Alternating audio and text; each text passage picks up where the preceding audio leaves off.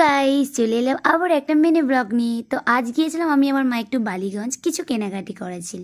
তো দেখো, আমি বেশি কিছু ক্লিপ নিতে পারিনি, তো যাই হোক মোটামুটি কেনাকাটি আমাদের ডান। আর এখন আমি বাড়ি চলে এসেছি।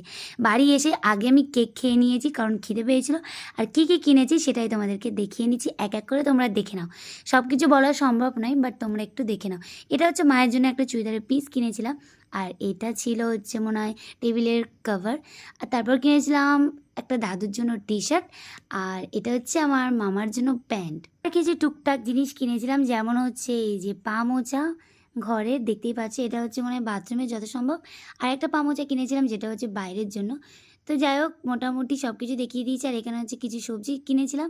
আর এই হচ্ছে বেল, সব থেকে প্রিয়। ছোটোর থেকে আমি কদবেল খেতে খুব ভালোবাসি। কারা কারা কদবেল খেতে ভালোবাসে অবশ্যই জানিও, আমার কিন্তু খুব ভালো লাগে। তো ভিডিওটা এই অবধি লাইক করে দিও ভালো লাগলে, আর সাবস্ক্রাইব করে দিও। Tata, love you.